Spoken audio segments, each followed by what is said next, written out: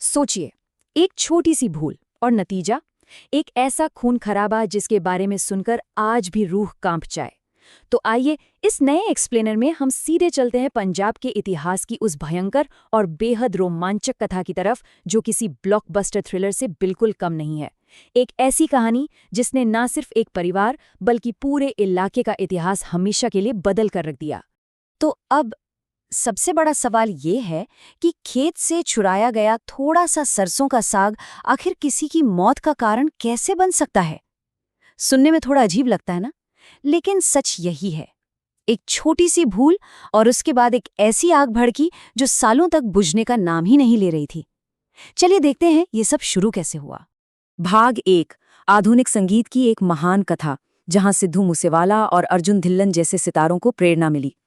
इस कहानी का असर आज भी इतना गहरा है कि इन कलाकारों ने इन चरित्रों को अपने गानों के जरिए हमेशा के लिए अमर कर दिया है। भाग 2, चुराए गए साग का वो किस्सा जिसने एक मासूम भूल को जंग में तब्दील कर दिया। हुआ दरअसल कुछ यूं था। राजा के सिपाहियों ने एक माँ बेटी को खेत से थोड़ा सा साग तोड़ते हुए पकड़ लिया। उन्होंने न सिर्फ उनका मिट्टी का बर्तन तोड़ दिया बल्कि उनकी गरीबी का भयंकर मजाक उड़ाया। और बस यही वो चिंगारी थी जिसने आगे चलकर सब कुछ रख कर दिया। अब इन घटनाओं की रफ्तार पर जरा गौर कीजिए। एकदम तेजी से सब बदला। कृष्णा, जो स्वभाव से काफी गुस्से वाला और अक्कड़ वाला था, वो अपने परिवार की इस बेइज्जती को बिल्कुल बर्दाश्त नहीं कर पाया। उसने तुरंत पलटवार किया, सीधा राजा के महल जा पहुंचा, रानी को धमकाया और उनके कंगन चुरा लिया। उसने खुले ऐलान कर दिया कि ये कंगन वो उस साग के बदले ले जा रहा है। पर बात यही खत्म नहीं हुई।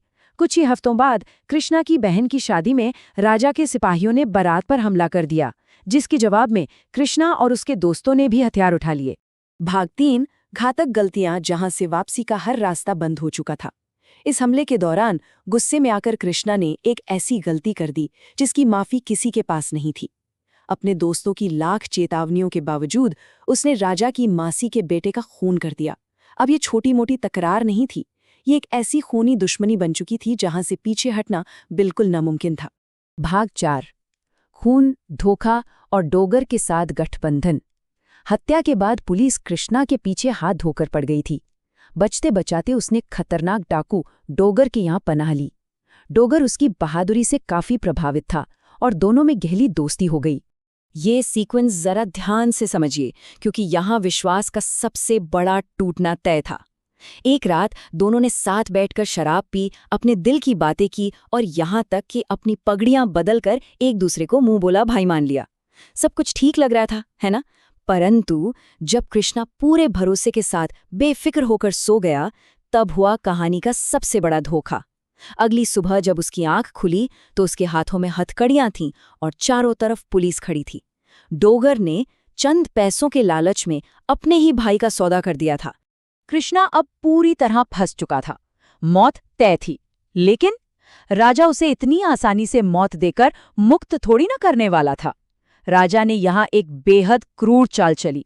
उसने तय किया कि कृष्ण को मौत नहीं बल्कि खौफनाक काला पानी भेज दिया जाएगा। राजा का मकसद बिल्कुल साफ था। वो कृष्णा को ऐसी नरक जैसी जिंदगी देना चाहता था कि आम जनता के दिलों में दहशत बैठ जाए, ताकि आगे चलकर कोई भी दोबारा राजा की तरफ आंख उठाने की हिम्मत ना करे। और फिर आता है इस कहानी का सबसे बड़ा भावनात्मक मोड़। काला पानी की उस दर्दनाक जेल से तड़पते हुए कृष्ण ने किसी तरह एक चिट्ठी बाहर निकलवा ली। ये खत उसने अपने छोटे भाई ज्योना के नाम लिखा था। और सच मानिए, उस खत में लिखे शब्द इतने ताकतवर थे ना कि उन्होंने एक बिल्कुल आम शांत इंसान की रूह को झकझोर के रख दिया। उस चिट्ठी ने एक आम भाई के अंदर बदले का ऐसा ज्वालामुखी भड़का दिया जिसे रोकना अब किसी के बस की बात नहीं थी। भाग 5, ज्योना मॉड का बदला और उसका रूपांतर।